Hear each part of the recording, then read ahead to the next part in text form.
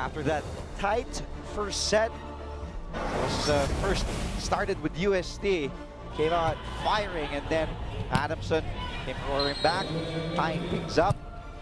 But the Growling Tigers not repeating what happened to them in that first set against FEU in their last match, wrapping it up 25-23. Well, I thought that that huge breakaway after the first technical timeout, yung buwelong nakuha rito ng UST. Almost identical numbers throughout the year for these two teams in terms of rankings, in terms of scoring skills and non-scoring skills, and that holds true once again in this match. Identical numbers in terms of offense, almost identical numbers in terms of unforced errors. And it will boil down to execution, it will boil down to composure, especially in this type of a match.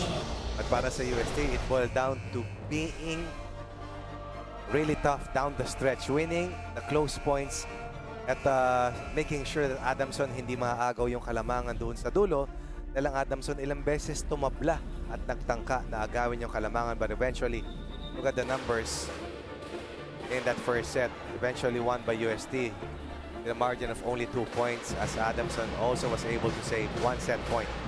And now we move over to set number 2, and Adamson looks to have a faster start to try and take the lead early and put pressure on UST.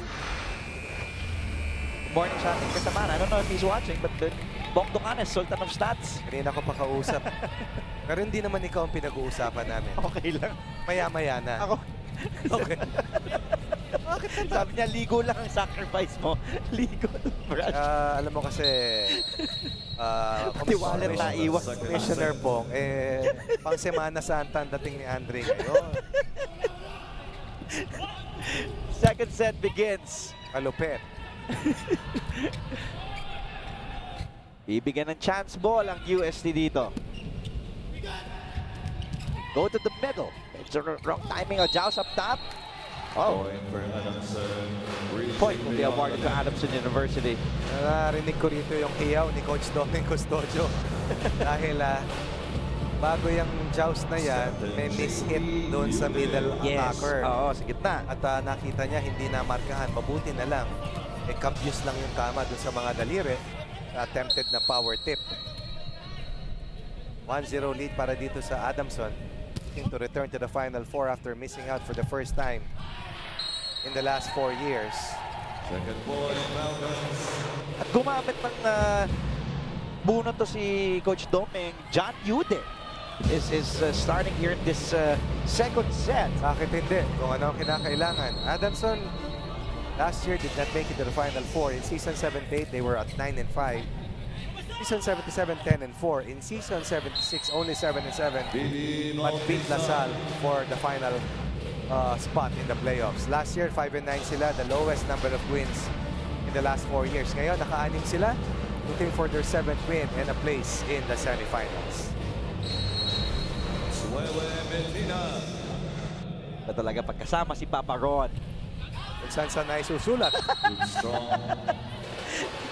Service error para sa UST, pang-apat of this match. Oo. Where Medina gave UST a major boost earlier. Incidentally, leading scorers natin kasama ng Andre.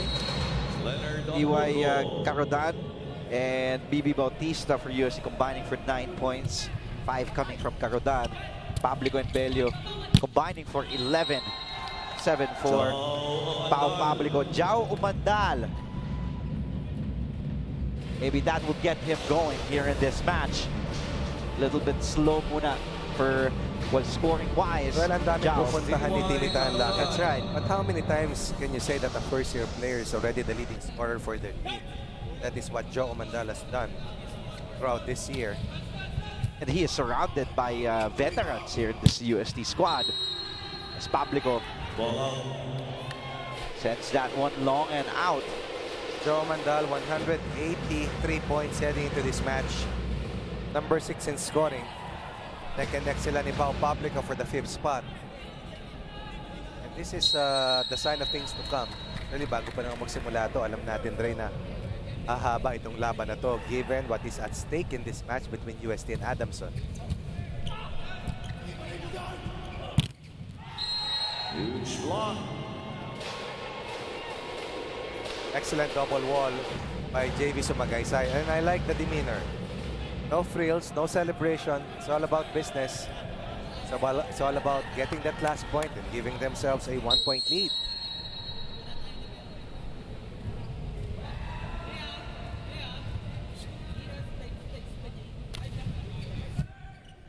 Hamburgo this time tosses it over to Pablico. It's straight to the net. Straight to the net. Keeping your errors to a minimum is going to be essential for these two teams. In the last match para sa Adamson, they had a total of 28 versus FEU. Sa una nilang paghaharap, bibilangin natin kung ilan para dito sa team ng Adamson. Dahil hindi pwedeng maulit yan kung sila ay gustong makatawid sa Final Four ng dire-diretso. Hamburgo pumunta sa gitna. Doon si Carodan to pop it up. Hamburgo. Labang. With net defense for UST. This time Hamburgo pumunta kay Labang. Puts it away. That's a left-handed pair, of course, going cross-court. Bihira naman mag-down the line. George Labang, you have to be able to mark that floor coverage. Nakuha ni Umandal yung bola para sana sa kanyang teammate. 1-point lead for Uste. Adamson on serve. And Bello. Good for Royce Bello. Over reception para dito sa Uste. And Bello was a willing customer. Bello, one of the leading scorers para dito sa Adamson. Number 19 overall, a total of 115 points scored para dito sa team ng Falcons. That's a little under 10 points per game for Bello. Umandal over the blockers. Hamburgo is there. Yude passes it to Pablico. Ball up. JP Yude looking for a check ball that was way too strong and way too long. And that stops a 2-point run for the Falcons. UST once again ahead by 1 point. It's BB Bautista. 6 serving 5. Bautista. Service error. Now we are tied. 6. I'll make that, yes, 6 all. Yan ang makalakas makapigil ng momentum. Error. Matandaan natin, yan ang first line of offense. Going to the D-staff side, yan ang main weapon ng LSA Lady Archers. Nakanalang for a 3-peat and once again defend the title. That's right. Tomorrow is going to be an interesting final play date. Hindi lamang dahil sa maghaharap ang Ateneo at Lasal sa women's division, kundi hindi pa rin tapos yung maraming mga bagay in terms of positioning, in terms of who will secure. Ganun ka-exciting yung UAAP Season 80, Coach Ronnie. Yes. You're right. Kasi hindi lang sa men's, pati sa women's, hindi mo malaman kung sino pa yung may... Well, Lasal is assured of a twice to beat. Right. Pero yung Ateneo and FEU, they're still fighting for it. In the meantime, Sumagaysay. That touch, Adamson, first to 8 here in the second set. First technical timeout. A game after setting a new season 9 and 16 points, George Labang topped that again, finishing with a game best 21 naman in their loss against FEU. He led his team in spikes in that one, also tied for the team high in blocks and service aces. At umangat nga itong si George Labang. Bigla. Oo, ang takas ng tinalon niya, biglang number 36 na siya in scoring in season 80 with 72 total points. 35 points in the first 11 games, 37 points in the last 2 games. From Subic National High School, 18-year-old utility spiker who is only the 6th leading scorer for Adamson this year, but in the last 2 games has been a major contributor para kay Coach Dami Custodio. Coach Oji Mamon, very vocal earlier, kanyang mga players to play defense. Still talking to BB Bautista as Mandal prepares to serve for UST. Hamburgo, back toss to Labang. Huge block. JV Sumagaysay. Earlier, Labang scored against a double block. And after we have featured George Labang, it was the cue para dito kila BB Bautista or JV Sumagaysay to put the roof. May labi pang kasunod. Oo. Parang pag nakakascore lang si kasamang Bong Ducanes sa mga basketball games nyo. Ako. Another service error para sa UST. Napa-sidewinder look. Si Coach OG Mamon dito kay Arbasto. Coach Oji. George Lava. Yung binida natin kanina, 157 errors from the service line. Yes. I think that is the most for any team this season. Dami nun. That's over, kung titignan mo yung average na yon, higit 10, ano? 13 matches. Oh, that's right. Yude. And First that- step. That touch for UST. JP Yude called to duty. Naghahanap ng maayos na ipinapakita. Number 30 only in scoring this year, 89 points. Tandaan natin, Espejo looking for a milestone, could be the first 300-point scorer. I don't recall a player reaching 300 points. He already has 294 with one match to play in the elimination round. Grabe, no, At baka Coach? umabot ng 400 ito bago matapos ang taon. At for 294 points 294, in 13 games. 13 games. And that's heavy lifting for our multiple winner ng MVP award. Also a 3-time champion in the UAAP already. Of course, playing his final year here at Yes. Ateneo and wants to give Ateneo a championship And after he leaves. Andre, UST's net defense coming alive, We're tied. erasing a 2-point deficit earlier. And the look of concern for Coach Tommy Custodio as UST aims to take the lead away from them. Sumagaysay. Aburgo goes to Yude. Yude with that cross-court kill. And that's Yude with just guns out. outstanding play para kay JP Yude. And hopefully this, does wonders for his confidence. Right. Gets him going. Hitting Sumagaysay, eluding the double block, and restoring a 1.8 para dito sa Falcons. Uy, over-reception para kay Sawal. Tiga ng regalo for Yude. They go back to JP. Again, Yude. They've been setting up Yude a lot in the past few sequences, Nice. but Jao overcooks outside for Jao Mandal. Back row play for Jao Mandal. Will not connect. Going down the line. That's something that he has to work on eventually in his remaining years playing for Coach OG Mamon. Yung control, especially if he's unmarked. Poor reception by Kim Sawal. 2-point run for Adamson. And just like that, it's a 3-point lead for the Falcons. At yung kaninang nakaupo lamang at chill na si Coach OG Mamon, nakatayo na. And hindi na nagkaroon ng rally dahil service ace na yon na kinuha ng Falcons laban kay Kim Sawal. Nakasama ni Joe Mandal na lumipat from UE in high school to UST in college. UST asking for a ball touch, but no. Check ball.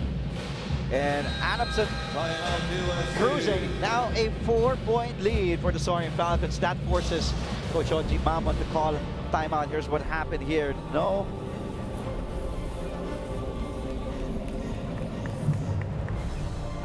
Ano, kailan natin puputulin yung error na yan? Ano, kailan na puputulin yung error na yan? Wait. Mid-game pa lang, pare. Guys, alam mo kung bakit hindi tayo makapuntos? Nawala yung pasa natin eh. Hindi ko alam kung nag-aasa na naman kayo, wala na naman kayo confidence sa kumuha ng bola. Hindi naman kumarka. Gola, pre. Wala nga kayo, pre. Puso kasi.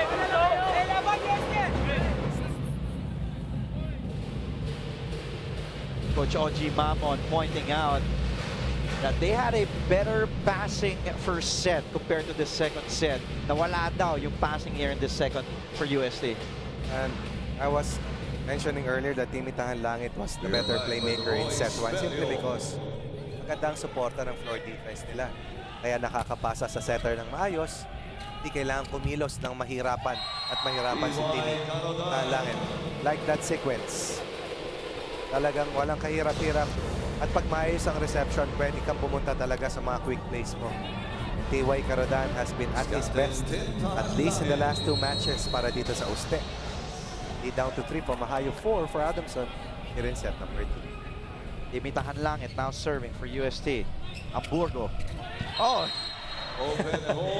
Now Hamburgo doing what every setter should have in their arsenal, which is that deceiving dump play. And that's a hole in the wall. Sabi nga ng ating Coliseum announcer that among the setters, the highest scoring setter is Wayne Marco and Owen Suarez. Both playmakers with 38 points, followed by Ish Polvorosa with 34. And of course, Timitahan Langit. Wala dyan sa listahan si Hamburgo. And these are 4 setters in the top 15 scoring for the year. Yung mga mahirap kalaban dahil kayang pumuntos, kaya kang utakan, kaya kang butasan sa depensa. Hamburgo to the middle. And again, Alvarez, a good first ball leads to a fine offense. 4-point lead once again for the Soaring Falcons.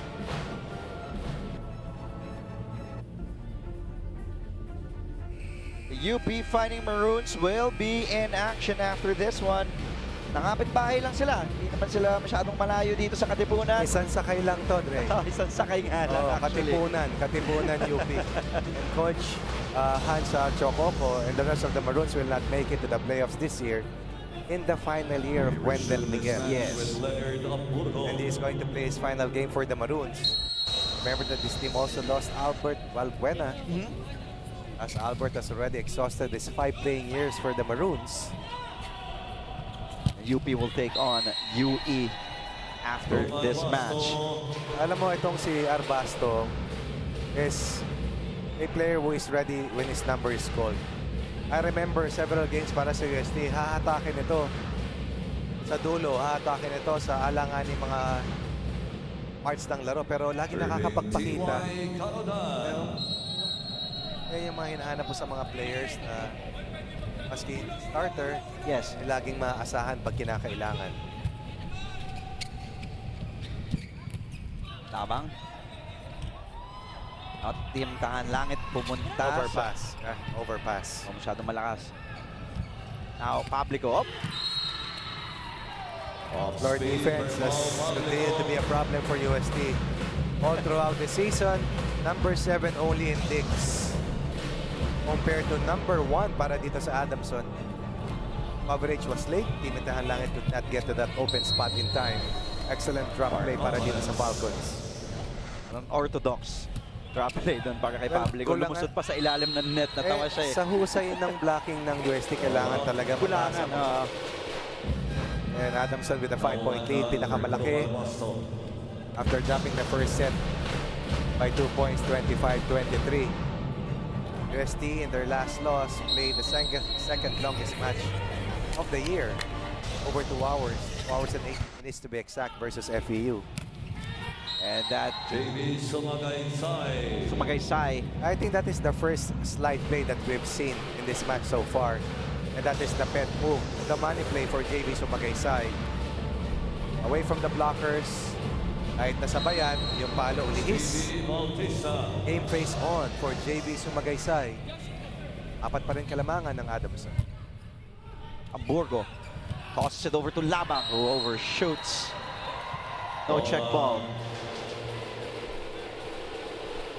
Labang was over 50% hitting efficiency in their last loss contra sa FEU, total of 21 points. And today he'll be called upon to reprise his excellence versus FEU in their bid to make it to the semifinals with no playoffs play, with no playoff game to play anymore. Hamburgo goes to Pablico. Sumagaysay. JV Sumagaysay turned on the light switch here in the second set. After being down as much as 5, a 3-0 run by UST forces Coach Doming Custodio to call a timeout. Boys, ganito lang. Lagi ko sinasabi sa inyo, gawin nating basic ang volleyball. Di ba? Para hindi kayo napipressure eh. Malakas ang spiker mo, Leonard. Lagi ko sinasabi sa'yo, ilagay mo sila sa basic kung saan silang malakas. Para hindi sila nahihirapan. Kargado service ng kalaban mo, di ba? Oh, ba't nag-i-invest ka sa gitna? Iwing mo, pre. Ha? Bawi. Pasa. First ball muna. Muna lang eh.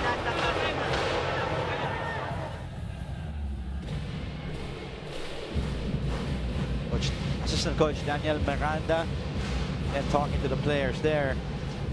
Coach Doming Custodio livid, giving UST a chance to come back in the second set. UST has had 11 errors, unforced errors here in this set number 2. 5 naman for Adamson. Hamburgo this time pumunta sa gitna kay Bello, nabasa ng UST. Oh!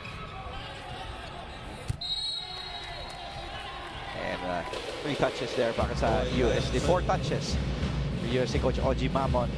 Not happy with that sequence. Imitahan Langit.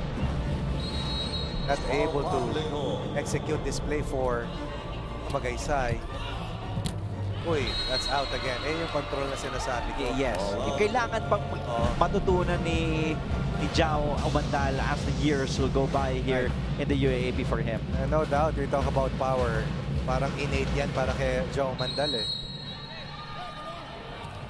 Di bumaba yung follow through niya ron at ang haba ng follow niya. Another disjointed play. And Magaysay may be hurt. I think he's hurt by the fact that the lead is back to 5 once again. Another disjointed play between Magaysay and Team Itahan Langit.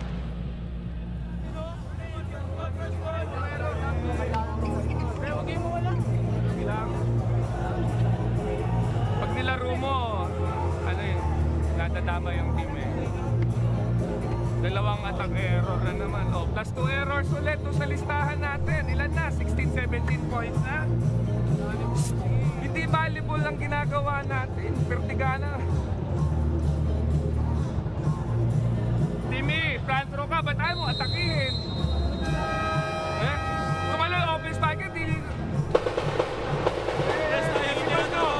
mo matatapos sa 21 yan. 21 lang yan, oh. Alam natin kanina.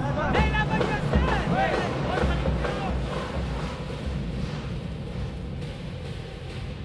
3 straight points ginawa rito ng Falcons. At lahat yan galing sa errors ng UST.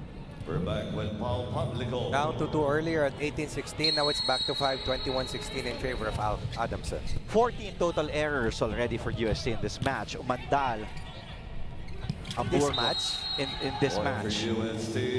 So meron silang 8 sa ating second set dahil 6 sila sa first set.